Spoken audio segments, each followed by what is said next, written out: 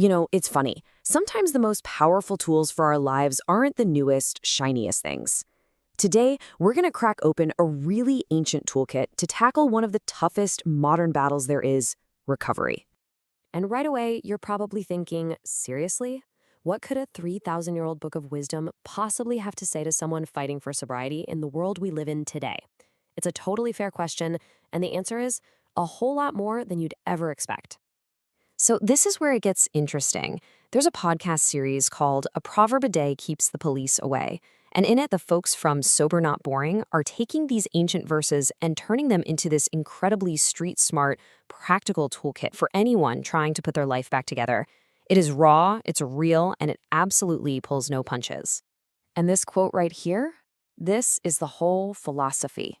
It's not about what you have to stop doing, it's about what you get to start building. It's not about just getting by. It's about actively chasing a bigger, better, bolder life that's actually worth living.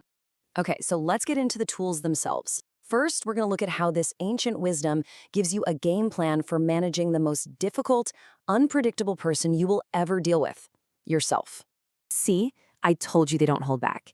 This is literally the title of one of their episodes. And yeah, it's shocking on purpose, because it describes a pattern that anyone who's been in the trenches of recovery knows deep in their bones. It is one of the most graphic verses in the entire book. But man, is it accurate. It perfectly captures that insane cycle of going right back to the very thing that made you sick, hoping, somehow, that this time it'll be different. They call this the vomit loop. It's that horrible pattern of just recycling your own misery. You know it's bad for you, you know where it leads, but you do it anyway. And this ancient proverb, it gives a name to that madness. And you know what?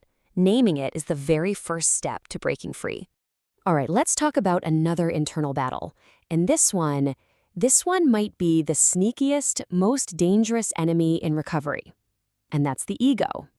Now, we've all heard this phrase before, right? But when you put it in the context of sobriety, it suddenly has this life or death weight to it. Pride isn't just some minor flaw. It's a blaring red siren. It's the thing that opens the door and invites destruction to come right on in. And this is how the podcast frames it, which is just so brilliant. The most dangerous thought in recovery isn't, I really want to use. It's, I got this.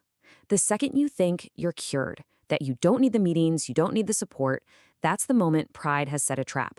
And this proverb is warning you, a fall is right around the corner. And wow, this just nails one of the hardest truths to learn in recovery. Our whole culture tells us, trust your gut, follow your heart. But for someone in recovery, that is the worst advice you could possibly give. Your gut is what told you to use. Your heart is what told you one more wouldn't hurt. Proverbs gives this chilling warning. The path that feels so right can be a direct road to death. Recovery is all about learning to trust a completely new compass. Okay, so once you start working on yourself, the next battlefield is always your relationships. Getting sober means learning how to deal with other people all over again. And guess what? This ancient toolkit has some incredibly sharp tools for that too. I just love how they phrase this. A hack. A simple little trick that can completely flip the outcome of a situation. For so many people, the default mode is to escalate, right? To make every fight bigger. This tool does the exact opposite. The move itself is so simple, but doing it, that's not easy. When someone comes at you hot, every instinct screams to match that energy.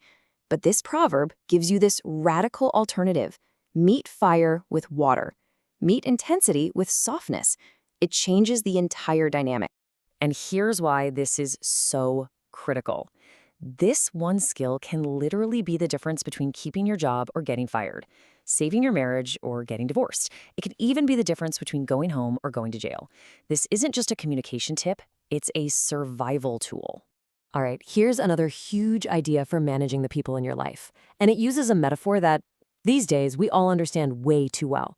Contagion. Just listen to that language. It's medical. It doesn't say bad company is just, a bummer. It says it's an infection. It treats anger, bitterness, and all that negativity like a virus that you can literally catch from the people you hang out with. So, what's the tool? Well, you have to build up your spiritual immune system. And that means you have to get almost ruthless about who you let into your inner circle. It's not about being judgmental. It's about spiritual hygiene. You have to quarantine yourself from the infection to keep your recovery healthy. The last tool for relationships has to do with the single most powerful thing we use every day, our words. And the way it's framed here is a simple choice you make, moment by moment. I mean, how much clearer can you get? There is no neutral ground here. The words coming out of your mouth are either poison, killing morale, killing relationships, killing hope, or they are fruit, bringing life and energy and healing. And the proverb puts it all on you. You choose. Now, we've been looking at all of this through the lens of addiction recovery, but the amazing thing about this toolkit is how universal it is. This isn't just about sobriety. Honestly, this is about being a better human being, period. Because when you boil it all down, this is what you're left with. It's not preachy, it's practical.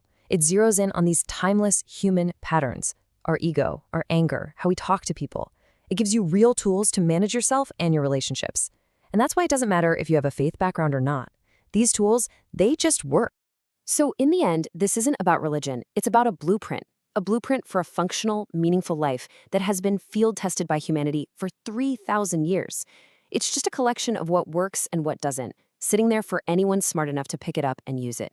And that kind of leaves us with one big question, doesn't it? We're always looking for the next big thing, the latest fix for our problems. But maybe, just maybe, the answer you're looking for isn't new at all. What if the solution to your most modern struggle has been hiding in plain sight all along?